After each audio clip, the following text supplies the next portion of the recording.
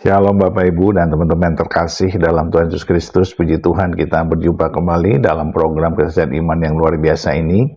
Doa saya, kerinduan saya, Bapak Ibu sehat ya, bahagia dan dalam perlindungan Tuhan yang sempurna. Dan tentunya diberkati Tuhan berlimpah-limpah agar menjadi berkat bagi banyak orang ya.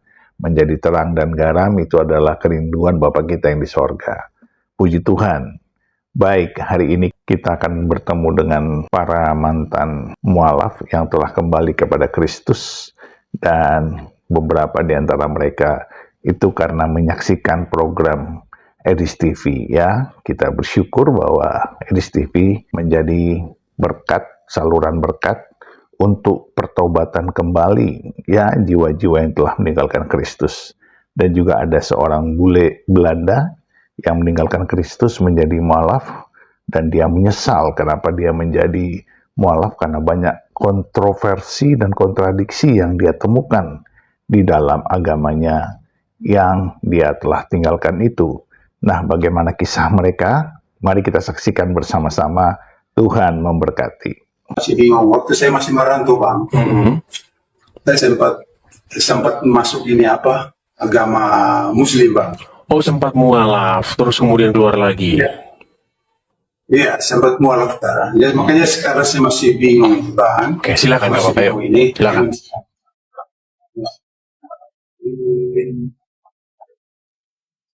Silakan Bang. Di Alkitab tulisnya Yesus, sementara di Al-Quran tulisnya Isa. Terus Maria, Bunda Maria di Alkitab, sementara di Al-Quran Maryam. Terus yang di Abraham di Alkitab Abraham. Baik, saya jawab ya. Baik, saya jawab. Ya. Bisa saya jawab Bang, begini. Sebenarnya yang mana yang dulu? Baik, begini Bang. Jadi pertama Bang, ini saya bicara dari mulai hal yang paling sederhana sampai yang berat. Begini Bang, duluan datang yang mana? Uang palsu datang duluan atau datang belakangan? Saya tanya dulu sama Bang. Biasanya datang dari belakangan. Uang palsu datang belakangan kan? Iya. Iya, jadi begini Bang, Al-Quran datang belakangan, betul? Iya, benar. Iya, makanya saya bilang Bang, yang palsu-palsu itu biasanya datangnya belakangan. Setelah yang asli keluar, nah dibikinlah palsunya, tiruannya datang. Jadi begini Bang, di dalam Bible, di dalam Alkitab, tertulis sebuah informasi yang bunyinya begini, bahwasanya akan banyak pemberita-pemberita palsu. Artinya akan ada Injil-Injil palsu, akan ada Yesus-Yesus palsu yang diberitakan. Ya.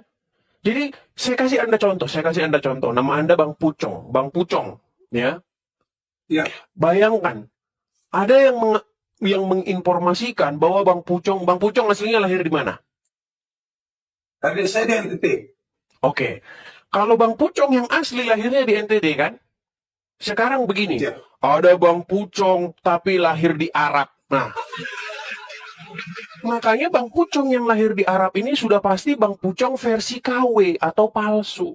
Nah, begitu juga dengan Yesus, Bang. Jadi Yesus yang asli itu ada di dalam Injil.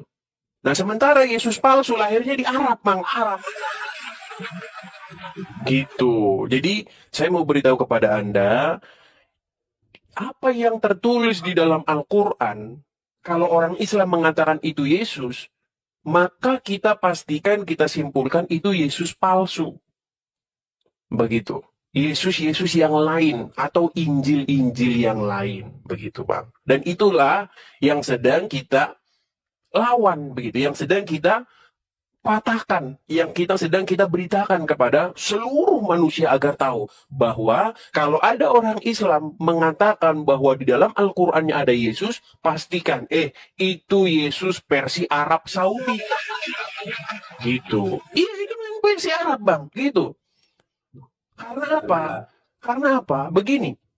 Gini bang, saya kasih tahu. Tadi kan sudah saya kasih tahu dari mulai yang paling penjelasan paling rendah dan penjelasan paling akademis. Saya coba ke penjelasan akademisnya. Gini bang, Anda percaya nggak bahwa ada orang Korea nih, presiden Korea namanya Sujono, percaya nggak? Atau Joyoningrat, Anda percaya? Nggak percaya. Nggak percaya karena begini, secara akademis, secara sejarah, orang Korea itu namanya Kim Jong Un, Jong Il, apa begitulah nama-namanya begitu. Itu nama-nama orang Korea, Benar. ya kan? Nah, nggak pernah ada orang Korea asli namanya Projo Joyoningrat. Ini bukan nama orang Korea ini nama orang Jawa ini, ya kan? Terus orang Batak, bang, orang Batak zaman asli, orang Batak asli, itu namanya misalnya Hasudungan, Binsar, begitu. Itu nama orang-orang Batak, bang. Bayangkan ada orang Batak asli, tapi namanya Kim Jong Un. Ini pasti bukan orang Batak. Nah, sekarang begini, kalau kita bicara akademis begini, Yesus itu kan nama Yunani, bang, nama Yunaninya, nama asli, nama dalam bahasa Ibraninya itu adalah Yeshua. Ya kan? Iya. Artinya adalah Yahweh menyelamatkan. Itu makna namanya dikaji, ditinjau dari bahasa Ibrani.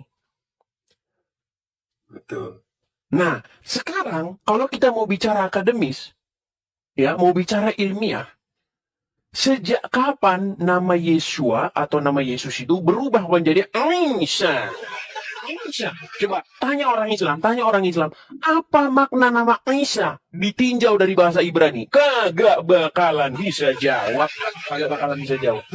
Makanya saya bilang, kalau ada orang Islam mengatakan bahwa Isa itu adalah Yesus, katakan kepada dia bahwa itu melanggar kaidah-kaidah bahasa, itu melanggar nilai-nilai sejarah. Oh, nggak pernah ada orang Ibrani bernama Isa, itu dari mana jalan ceritanya? Itu sama saja Anda bilang di zaman purbakala di Korea ada orang bernama Projo Joyoningrat. Itu Anda sudah nekat ngomong kayak begitu. Nggak ada itu. Begitu. Nah, ini kalau kita bicara secara akademis, bang. Kita nggak bicara dogma, begitu. Ya kan? Seperti orang NTT. Orang NTT juga pasti punya nama-nama yang memiliki ciri khas NTT. Yang dalam bahasa-bahasa NTT. Begitu, bang. Betul. Begitu. Seperti, artinya gini, bang. Kita itu kalau mengkaji ke belakang, kita itu akan bisa melihat kok. Tanpa kita membahas dogma, tapi kita bisa pakai akal logis, pakai pikiran kita yang sehat, begitu. Begitu. Seperti Ibrahim, begitu. Tanya orang Islam, apa arti Ibrahim? Meninggal, bang. Meninggal. Dulu Abraham itu, namanya sebelum Abraham itu adalah Abram. Nah, karena Abram ini dan istrinya tidak memiliki keturunan, ya kan? Akhirnya Tuhan bersumpah kepada Abram ini bahwasanya dia nanti akan diberikan keturunan oleh Tuhan. Akhirnya namanya dirubah, diganti oleh Tuhan dari Abram menjadi Abraham, yang artinya adalah bapak banyak bangsa. Nah, datang Islam abad ke-7. Namanya Ibrahim. Coba tanya sama orang Islam, apa arti Ibrahim? Meninggal dunia. Gitu, bang. Sama seperti nama itu, bang. Zaman dulu, sebelum kalau zaman sekarang kan beda ya, bang, ya. Orang kasih nama itu tapi nggak ada artinya. Kalau zaman dulu itu orang tuh kasih nama ada maknanya, bang. Ya kan? Iya. Betul. Ya kan? Seperti orang Jawa memberi nama Suprapto. Ya kan? Itu ada artinya. Ya kan? Kemudian Jaka, itu ada artinya. Gitu. Nah, begitu juga orang-orang Ibrani pada saat itu, dia memberi nama itu ada artinya. Yeshayahu, Yeshua, ya kan? Yeremia, kemudian Zakaria, itu ada artinya. Nah, coba tanya orang Islam, apa arti Ibrahim? Gitu. Ditinjau dari kajian bahasa. Pasti nggak dapat, gitu loh. Kemarin, apa arti Israel? Ya, orang Islam sampai sekarang tahun 2025 nggak tahu Israel itu apa. Nggak tahu. Adi Hidayat harus nyolong dari Bible. Iya, Adi Hidayat itu sampai dia harus ngais-ngais dari Bible, itu arti Israel itu apa. Felix Yao, beda lagi. Ya, makanya saya bilang, Bang, saking lengkapnya Al-Quran, saking begitu lengkapnya, Adi Hidayat sama Felix Yao harus ngais-ngais dari Bible. Ngorek-ngorek. Tahu macam ayam cari makan itu, krek-krek-krek. Nah, ini begitu ngais-ngais. Itu kelakuan orang Islam kayak gitu, Bang. Karena saking lengkapnya kita mereka, gitu. Seperti itu. Ya, makanya saya juga bingung, kok namanya kok mirip-mirip gitu, mirip gitu Bang. Ya, seperti kalau kita mau beli Bang, mau beli barang-barang KW. Ya kan, barang KW itu kan selalu bikin kualitasnya lebih rendah, kan. Biasanya barang KW itu kualitasnya lebih rendah. Ya kan? Iya enggak? Baru begini Bang, selama saya ikuti kakak Mikana itu dibilang sila-silanya apa? Yesus itu dilahirkan di apa-apa. Sila-sila saja sudah beda dengan ini apa Muslim, Bang. Di dalam Al-Quran, di dalam Al-Quran, Bang, tidak ada silsilah dari Isa. Makanya kalau ada orang Islam, sebenarnya gini, harus kita saling menghargainya begini. Tolong, Isa itu Nabi Anda, begitu. Jangan Isa itu Anda halusinasikan sebagai Yesus. Hal yang paling dasar aja tanya, coba apa makna dari nama Isa itu? Maknanya apa? Makanya saya juga nggak percaya lagi macam model-model begitu. Saya baca Arab nggak tahu. Nah, ini gini Bang, ini ada satu saya ya, ini kepada Abang Katolik tadi kan? Iya, betul. Saya istri karena banyak saya dengar, iya gini, karena banyak saya dengar Bang, ada mualaf-mualaf dari Katolik, Coba, adakan satu program mungkin di Katolik itu, program pembinaan umat begitu, supaya jangan gampang-gampangan orang mualaf gitu loh Bang. Coba ya, supaya kalian paham Islam itu seperti apa begitu ya. Ada kajiannya begitu, biar tahu agama Islam itu apa. Intinya yang mau saya katakan begini Bang, kalau ada pemberitaan tentang Yesus dari kitab lain, entah itu dari Al-Quran kah, dari mana kah, dari kitabnya Lia Eden kah, itu Yesus palsu yang diberitakan orang begitu. Jadi begitu Bang ya. Iya. Baru saya dengar begini Bang. Ini apa?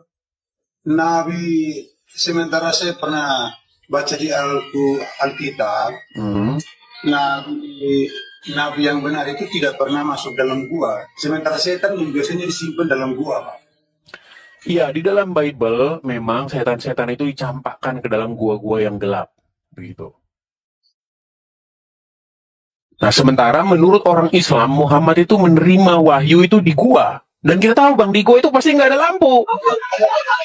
Apalagi di zaman Muhammad gitu. Makanya ketika Muhammad disuruh membaca, nah ini menjadi pertanyaan. Bagaimana Muhammad disuruh membaca di gua? Lampunya dari mana Bang? Gitu kan? Bagaimana kita disuruh membaca tapi di tempat yang gelap? Begitu. Seperti itu. Oke Bang ya, kita kasih kesempatan kepada Muslim ya. Oke, terima kasih saya sudah naik di Bang Iris. Sama-sama. Artinya begini Bang, Anda dari mualaf sudah kembali lagi kepada Kristen, ya belajar Bible, ya kan? Bagaimana seorang Kristen itu harus hidup sesuai dengan apa yang ada di dalam Bible, menjadi pengikut Yesus yang benar, begitu Bang. Iya Pak. Kita kasih naik, ada Pink Angel katanya mau naik dia. Pink Angel.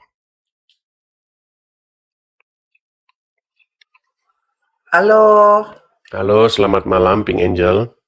Malam. Ya, Tuh sebentar aku on cam. Ya, silakan nyalakan kamera dulu. Halo. Ya. Selamat malam Pink Angel. Anda Islam atau Kristen? Aku mau naik tuh, aku nih dilema, jadi aku langsung to the point aja ya. Boleh. Aku mualaf. Oh, sekarang ini mualaf. Tapi aku masih dilema. Dilemanya gimana? Aduh, ntar gue nangis lagi deh. Nggak apa-apa, cerita. Coba tenangin diri dulu. Tarik napas, hembuskan. Tenang dulu cerita yang. Coba HP-nya ditaruh dulu yang bagus biar nggak gempa bumi begini. Gempa bumi jadinya. Aku lagi nyari wifi-nya. Oke, coba cerita dulu Pink Angel. Ya. Ini Anda ini lahirnya Kristen. Ya, aku asli Manado, papaku Belanda. Jadi all family itu Kristen. Oke, lalu Anda mualaf. Oke. Aku mualaf. Gue gemeter nih ceritanya. Aku mualaf itu karena aku menikah waktu itu. Oh, karena pernikahan. Biasa ini. Yang kayak begini banyak cerita begini. Oke, lanjut. Tapi aku hidup tuh sekarang sudah hampir mualaf itu hampir 12 tahun. 12 tahun. Oke. Iya, 14 tahun. Oke. Seumur anakku. Lalu? Aku jalanin tuh ya sholat 5 waktuku, puasaku, ibadahku. Tapi aku sempet tidak diterima di keluargaku, seluruh keluargaku. Oke. Oh, tapi dites dulu ini, Pink Angel.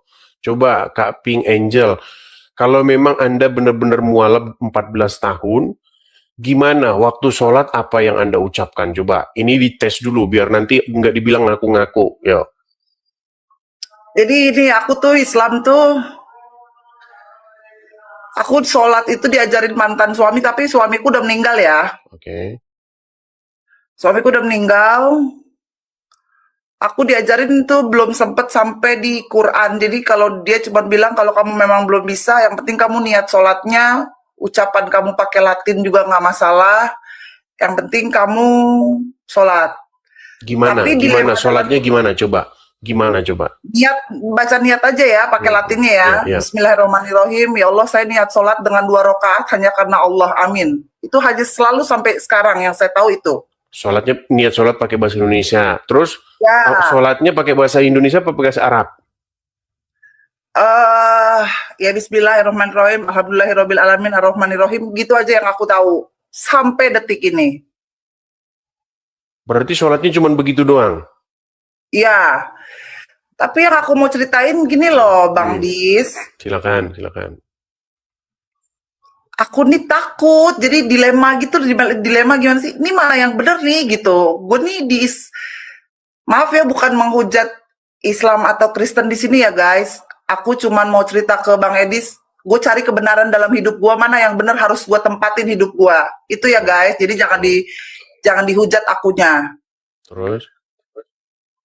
Aku Islam tapi aku percaya Yesus itu Yesus itu penolong, tapi aku takut. Ngerti gak? Gimana? Takut. Jadi hidup aku tuh cuman pengen gue tuh masuk surga tuh yang mana yang harus gue ikutin ya. Oke, begini Kak Pink. Anda baru pertama kali ketemu channel ini atau gimana?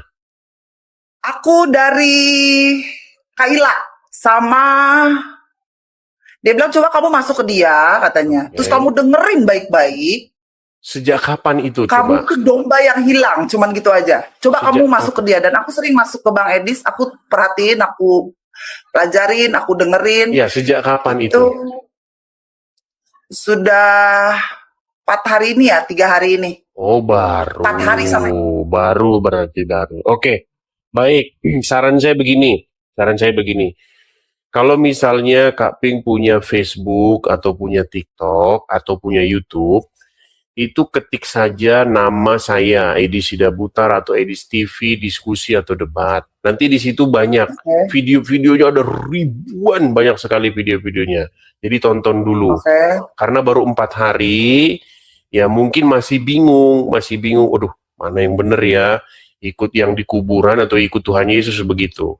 Intinya, kalau secara singkat, saya cuma mau bilang begini. Berhentilah mengikuti orang yang sudah di dalam kubur. Bagaimana seseorang yang ada di dalam kubur menuntun kita kepada kebenaran, itu adalah mustahil.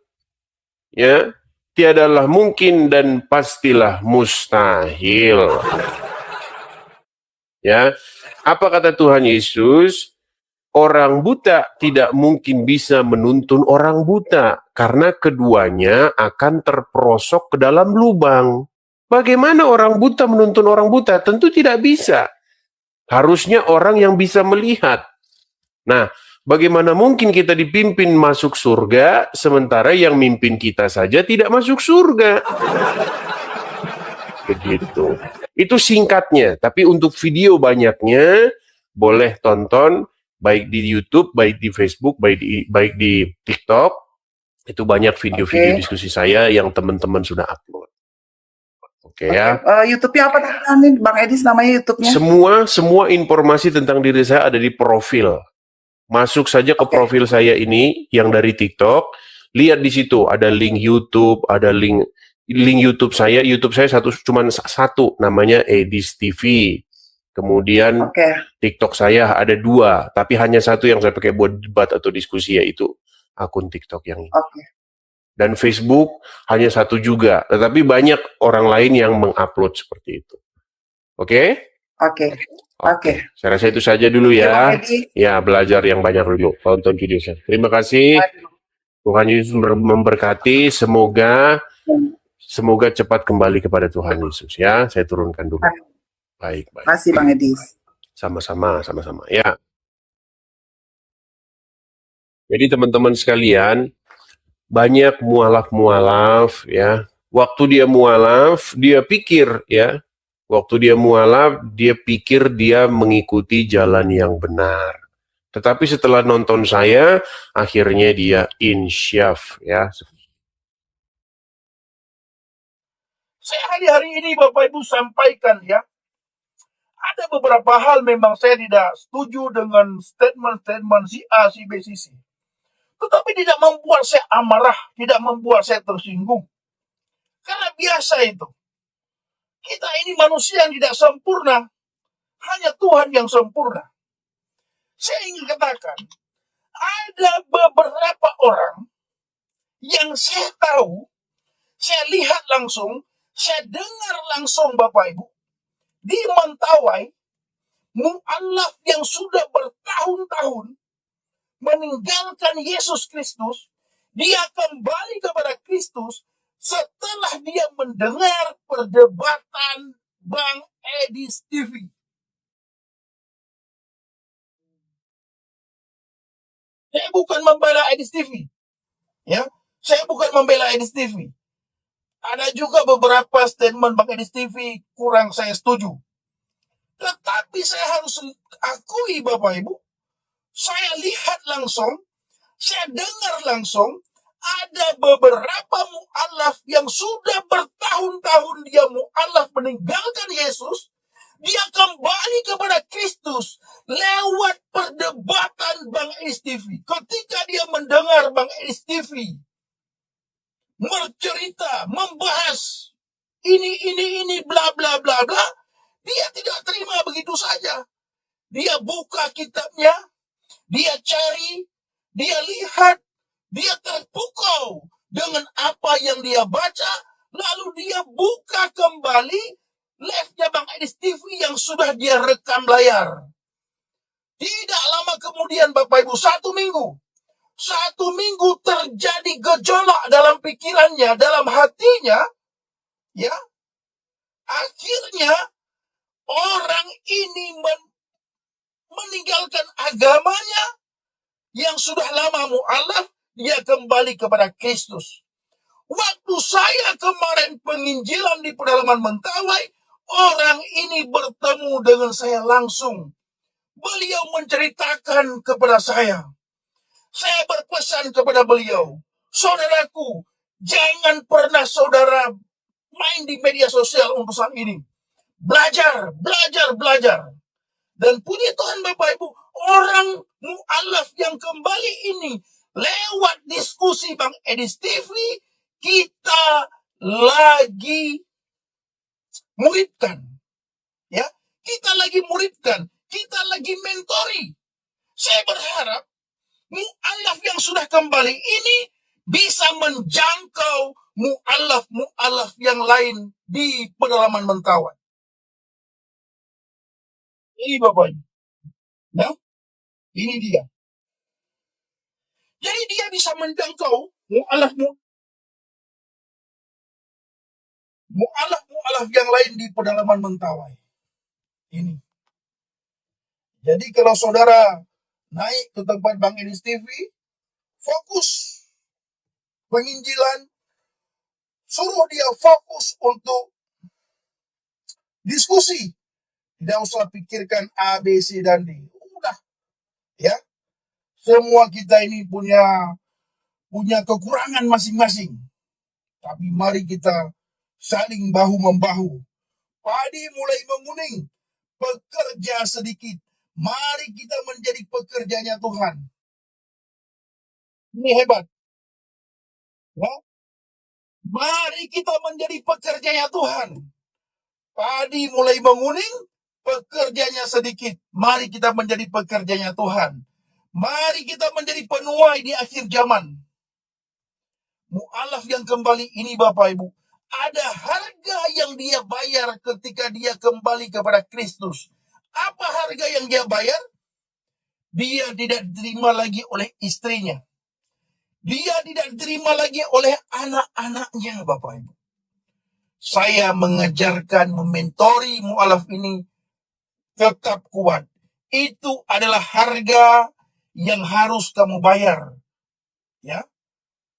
Dulu kamu menghina Tuhan Yesus ketika kamu meninggalkan Yesus. Menghina Alkitab, kamu bilang Alkitab sudah diubah-ubah. Sekarang ketika kamu kembali kepada Kristus, harga yang harus kamu bayar itu adalah kamu ditinggalkan oleh istrimu, ditinggalkan oleh anak-anakmu. Kuat, saya bilang, harus kuat. Kalau kamu tidak kuat, biarlah kamu mu'alaf. Karena konsekuensi yang akan kamu terima ketika kamu kembali kepada Kristus, kamu akan ditinggalkan oleh orang seisi rumahmu. Dan orang seisi rumahmu memusuhi kamu karena kamu kembali kepada Kristus. Lalu dia berkata, Bang Pendi, apa yang harus saya lakukan? Belajar, belajar, belajar, belajar, belajar, saya bilang.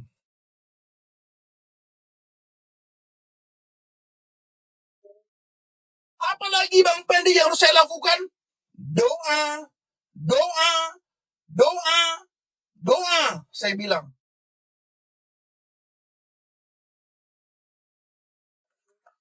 Apalagi Bang Pendi yang harus saya lakukan? Puasa, puasa, puasa. Doakan istrimu agar percaya kepada Yesus. Doakan anak-anakmu agar percaya kepada Yesus. Sekalipun mereka sudah meninggalkan engkau karena engkau kembali kepada Yesus, kalau kamu doakan anakmu dan istrimu sungguh-sungguh, mereka pasti akan melihat kuasa doa daripada kamu, dan mereka akan kembali akan masuk Kristen, percaya kepada Yesus. Lalu dia bilang, apalagi yang harus saya lakukan Bang Pendi? Yang terakhir saya bilang, baca firman Tuhan, baca firman Tuhan, baca firman Tuhan. Kenapa harus baca firman Tuhan? Karena hanya firman Tuhan yang bisa mengubah tingkah laku kita.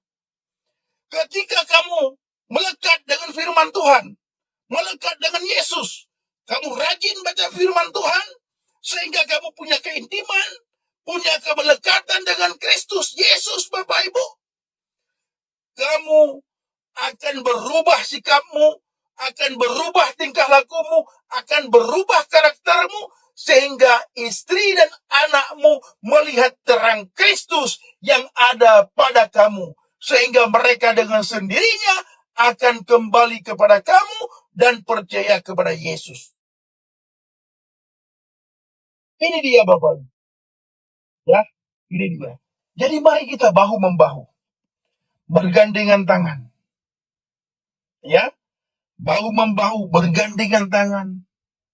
Saling membantu, saling menolong, saling mengasihi, saling mengingatkan, saling mendoakan satu sama yang lainnya. Tuhan Yesus baik. Ya, Tuhan Yesus baik, Bapak Ibu. I am history teacher in nature. I have certain experiences, and being a Muslim and now an ex-Muslim is one of them. And I know most of the people don't want to hear that, but that is my truth, and I will talk about it. And I see more and more people talk about it. I am so happy. See more and more people speaking out as ex-Muslims to show to the world what Islam is really like. And there are majority of them actually are born Muslims, people who come from Islamic cultures. Last time when I was on social media, I as well was very vocal when it comes to Islam, migration into Europe. You will not believe how many people as well messaged me saying, I agree with you. However, I am now in a country where I cannot speak my truth. Really a lot. Egypt, Tunisia, Kazakhstan, and it warms my heart so much. I am so happy to see more and more people. You see, I was a convert, yeah, right? And so I'm a convert, right? And I had an Islamic marriage. And also I see a lot of people saying, oh, you must have... I was married with a Syrian man who came to the Netherlands as a refugee. And then a lot of people say, oh, your marriage must have been so shit, and that's why you view Islam so shit.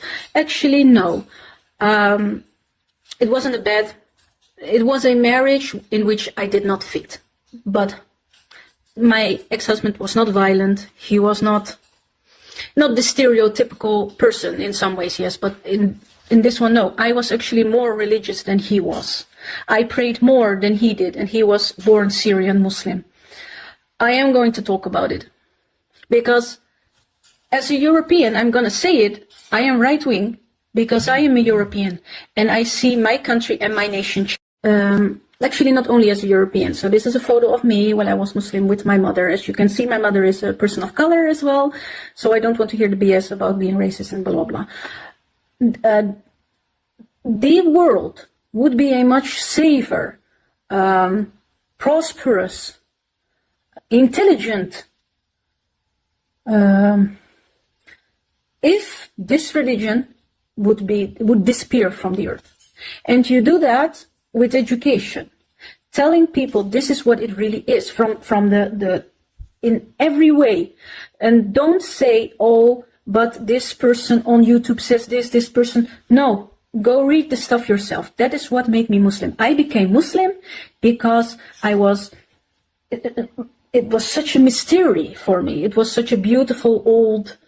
Most of the people who convert to Islam, I was one of them, you either have some type of mental problems, you know, like something happened in your past, you have like traumatic experience, somebody died, something happened to you, and you want to have some type of comfort with this trauma.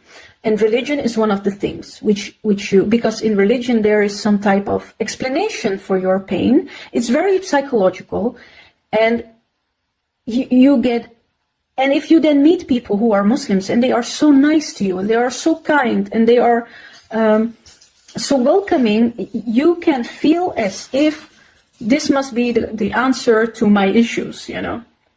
I think this is for a lot of comforts. You want to be part of something bigger. You want something to answer to your pain. And that's why you convert. And then when you convert, usually, and they made like a study about this, I don't know which one, I read it. I know it's in a study. I don't know the name or the year. But they say that most people who convert to Islam, they usually stay Muslims for 2 years. After 2 years, they usually leave the religion. And that's not without reason. Because when you first become a Muslim, you are absorbed by the community, right? And because they are not individualistic, the Arabic and Islamic culture is not an individual community culture. It's very group. So you feel, especially if you convert from a place of pain or loneliness or feeling that you are misunderstood, you are suddenly in this ocean of, how do we say, this ocean of family. You are part of the Ummah now, right? You're part of the Islamic community, and that makes you feel very happy. And then you actually, after that period, you start really studying. You start learning how to pray. You start learning prayers. You need to learn the Arabic language because you want to learn the book of God. That's why I am still, so many years later, I still have quite an affinity with the Arabic language. I don't speak it fluently, but some words I recognize, right? Especially like Islamic terms, I usually still know them. But after that period, when the group high wears off, you want to actually know what your religion is about. And then you start studying. You start studying the Quran, you start studying the Sunnah, you start studying the Hadiths, you start learning about the Sahaba, you start learning about the life of Muhammad. And then you can see like, wait a minute, I didn't know this before, but it looks a little bit off. And then you start reading the Hadith and really certain things about Muhammad. For me, that was the deal breaker. I did not have any problems with prayer. I also had no problems with the head covering. All these things made sense to me. I began having problems with Islam when I started studying about Muhammad and seeing that Islam prided itself so much on the morality. The more I learned, the more I thought, how is this morally okay? How is it? Okay, you first begin with, why does Muhammad have 12 wives? He had 12 wives, and a regular Muslim guy can have 4. Why, when a person dies, a man dies, he needs to have 72 huralain, which are like some type of angels, sex angels in paradise. But of course, the biggest issue was, why does Muhammad, a 53-year-old man, need to marry a 6-year-old girl? Yeah, that is the biggest issue. There are more. I already opened the floodgate now of this shit. But of course, if you know already these 3 things, yeah, and then the biggest problem was you cannot. And then when I was a Muslim and I learned about all these facts, I learned a bit about all these things from Muhammad's life, which I could not say are morally great actions. How am I going to reconcile it with discomfort? This cognitive dissonance is the beautiful word, apology. Then you start saying, okay, maybe we can leave Muhammad a bit. Maybe I can pray to God. I can be a Muslim. I can still pray. I can still be a good person. I can still follow the simple Islamic things, and I'm a good Muslim, right? But then with everything you do, when you pray, at the end of the prayer, you send blessings to Muhammad sallallahu alaihi wasallam. You cannot avoid Muhammad. And at the time, I was 3 years Muslim already. My children went to like Islamic schools. My husband was from Syria, so we learned Arabic. My children started learning Arabic. All my life was surrounded by this religion. Everything I did was for this religion. My time was spent at it. You see photos now. This was actually a party where I just wear the head covering, a hijab. But I actually, in my daily times, I used to wear a jilbab. A jilbab is this longer. I had a niqab as well in my house. I did not wear it yet. Islam was very serious for me because it was my belief. It was everything. But the more I read about Muhammad, I thought, no, I cannot. This man is not the perfect man. He cannot. So I experienced a lot of cognitive dissonance. I felt uncomfortable. I do get personally a lot of peace and happiness from this religion. It gives me purpose, but how can it be so bad? So believe me, it's not that I don't understand Muslims. I understand very much why people are Muslim. I was one. I know it. It comes from a place of love. It comes from a place of wanting peace. That's all fine and great and good. Yeah, that if you personally you find peace, that's great. There is, however, the basic, there is a part of Islam, which is actually not the base, it's the core of Islam, that it wants to submit and subjugate and control and dominate. And that's what you see by Muhammad's actions. Muhammad was not a man of peace. Muhammad was a warlord and he wanted to dominate. And that is So one of the things I did was watch on YouTube more videos. Of course I read the stuff myself, and it gave me such an uncomfortable feeling, like, no, this cannot be true. So I started watching on YouTube a lot of videos where Muslims would talk with Christians or with atheists, and they would exchange ideas. And actually, the more I did that, and I especially started listening to ex-Muslims who are of like Islamic origin, born Muslims, because I think they have the most experience with it. They come from those countries. I'm just a Dutch girl, basically. And the more I got more and more the feeling like I have to say that I agree with the atheist. I have to agree with the Christian. Islam cannot defend itself properly, because you cannot defend something which is morally wrong. You cannot defend that the Prophet Muhammad married a child. So then you have to come to a certain point where you can say, can I believe that a man who actively murdered Jewish tribes, who actively gave command to murder all critics of him, and a man who had 12 wives and who had sex with all those wives in one night, that's just disgusting, and who was a pedophile, who slept with a 9-year-old child as a guy in his 50s. Can I accept that this guy was sent by God? I cannot accept it. And what a lot of Muslims do, they come up with all kinds of coping mechanisms. Yeah, we know he slept with a child, but God allowed it. Because they cannot let go of it, and I understand this, and it's painful.